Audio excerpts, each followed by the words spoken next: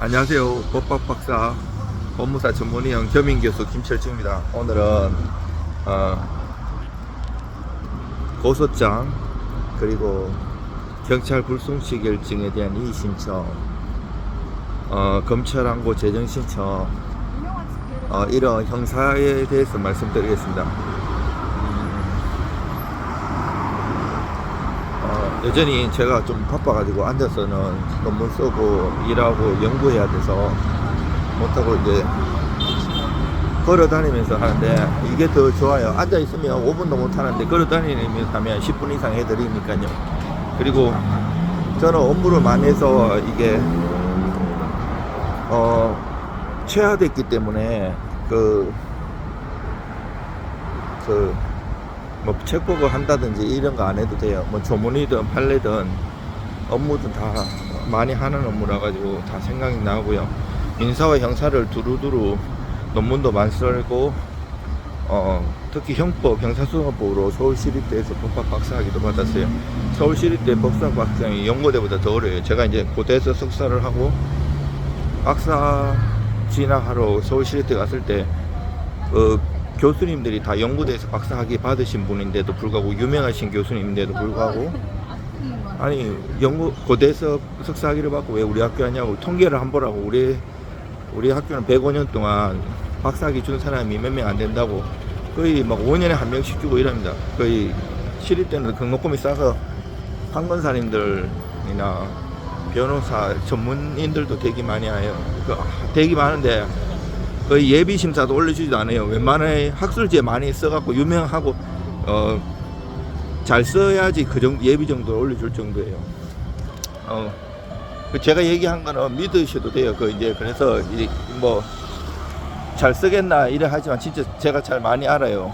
그리고 저는 뭐 술 먹는다든지 어디 모임 같은 데 가지도 않아요. 취미라고는 거의 없고 계속 연구하고 일하는데, 이 고소장에 몇 년 전에 이제 검경 수사권 조정돼 가지고, 아이고 저기 어디 뭐 데모 하나 본데요. 시끄러운데 어디로 가야 되나? 검경 수사권 조정돼 가지고 고소장 경찰 수사관님들이 일이 많으셔 가지고 고소장 잘 받아주지도 않아요. 고소장을 네, 지금 대법원 가는 길인데, 대법원 대회의실에 학회 참가하러 가는데요. 이게 고소장을 그래서 정치하게 잘 써야 돼요. 잘못하면 무고죄로도 처벌받을 수 있고, 뭐 대충 심파적으로 써갖고는 택도 없어요.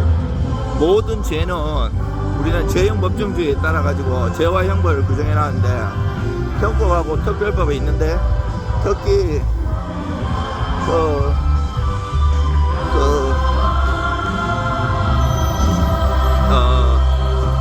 도이체 시프라이, 독일어로 타츠베시탄트라고 하는데, 이게 구성요구 내각성인데, 이것이 만약에 사기죄다. 사기죄는 조문의 형법에 이 기망 중에 거짓말한 거죠. 거짓말. 이게 적극적 사수를 썼든지 소극적, 묵시적 많아요. 뭐 강남 같은데 뭐 우리나라 뭐 건물을 지으려면 뭐 에코티를 20% 정도 규정이 돼 있어요. 그러면 그거를 자기 자본이 없으면 이렇게 뭐 대부업체나 아니면 개인한테 돈 장사하는 데도 많고요.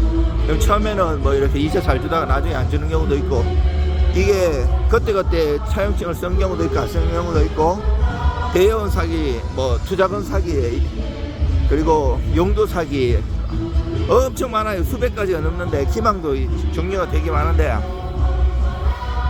이것들을 판례마다 다 다르는데 내 사안하고 잘 녹여서 써야 돼요.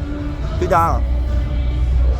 그리고 경찰분들도 되게 똑똑하긴 한데, 경찰의 제일 순경시험도 막 스카이대 출신의 막 경쟁률 되게 생각하시죠? 그럼에도 불구하고 그분들이 똑똑하고 함에도 불구하고 이게 깊이 차이가, 이 실무하고 이게 이론이 천차만별이 공부는 끝도 없어요. 저는 오시트 중반까지 지원도 공부하는데 아직도 학회든 어디에서 논문을 쓰면 잘 썼다고 하지만 항상 책도 쓰고 하지만 부족하다 생각하고 항상 공부하거든요. 근데 20대나 30대 그분들이 이제 경력이 짧으면 썼는 거를 잘 이해를 못할 수 있기 때문에 정말 그 수사관님들, 검찰관님들이 그리고 판사마다 이 좋아하는 포인트라든지 그 용어가 있어요. 그거는 일을 많이 해보면 알아요. 그리고 주위에 경찰 뭐 서장 출신이나 경찰관 선후배나 형님들한테 많이 듣기도 하죠. 그 달라요. 우리가 일반적으로 공부해가지고 막 쓰는 거하고 그분들이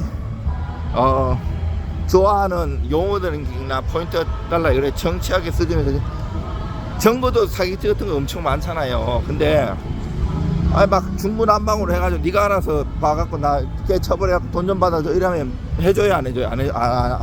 못합니다. 그리고 양도 막 이렇게 책으로 만들어 놓으면 집어 던지고 이란다더라고요. 내용에 녹이 돼. 처음에 이제 고소장을 너무 많이 완벽하게 쓰려고 많이 쓰면 어차피 피고 소인이 열람할 수 있걸랑요. 인적사항에는 증거나 이런 건 지우지만 거기 얘가 어떻게 공격하는 줄 알아요. 고소장 간단히 쓰고 나중에 보충 서면으로 디테일하게 잘 써야 돼요. 보충 서면은 냈는지도 모르고 열람도 안 하걸랑요. 우리가 민사사건처럼 사건 기록에 뭐 얘가 뭐 내고 이런 게 없걸랑요. 그런 그 작전도 있고 또 고소장에 잘 명시해야 될 필요가 있는 경우도 있고요. 증거도 적재적소에 언제 내 고소인 진술할 때 발대 아니면 대질신문에 낼지 이런 것들도 있잖아요. 탁 파악해가지고 한꺼번에 다 내면 안 돼요. 다 내버리면 그 나중에 낼 게 없고 어차피 상대방 다 반박하거든요. 사기꾼들은 다 그걸 준비하고 있어요. 저는 주로 민사든 형사든 억울한 일 당한 사람을 돕걸랑요. 그래서 공격하는 쪽에 많아요. 근데 피고소인도 억울하게 고소당하는 경우 있게 그런 사람들 잘 도와줘요. 그 빠져나가는 거 있거든요. 그게 다 구성요건 관련되는 거예요.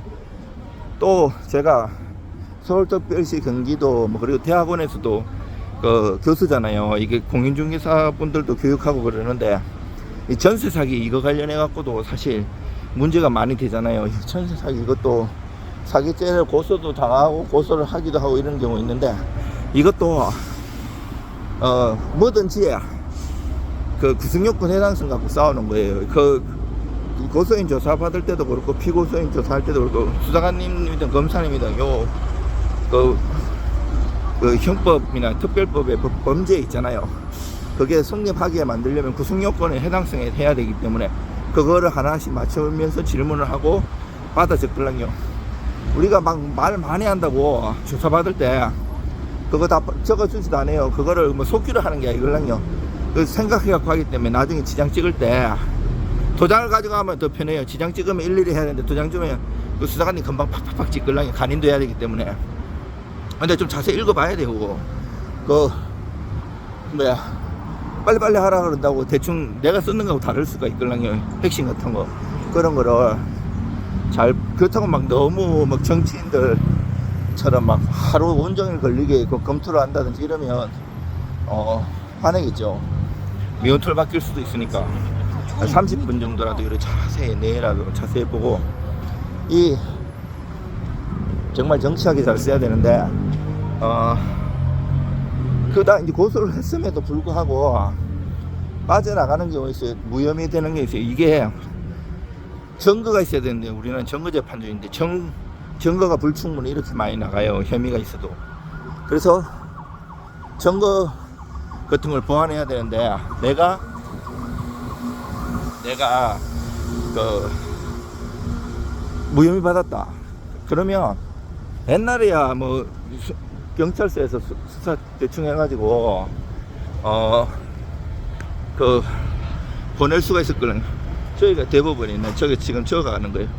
저 대회의실이 16층에 있고요. 저기 뭐 대법관님, 부장판사님, 우리나라 교수들도 다 옵니다. 그리고 저기는 법원행정처인데 법원행정처 저기는 만약에 3차 3심을 상고를 하면 뭐 전국의 모든 재판에서 대부분 오는 게 저기로 가는 게요. 저기 1층 올라가면 몸수색 샥샥샥 다 하고, 저는 대통령이 참석하는 자리에도 가봤는데 그 진짜 밀착해가지고 거의 완전 몸을 다 더듬어요. 근데 여기 대법원은 그 정도는 아니고 좀 이렇게 흉기가 없는지 다 검사하고 하는데, 저가 이제 그 대검찰청이고요. 저가 고등검찰청하고 중앙지방검찰청이에요. 그리고 제가 유튜브 보면 엄청나게 많이 찍어서 올려놨어요.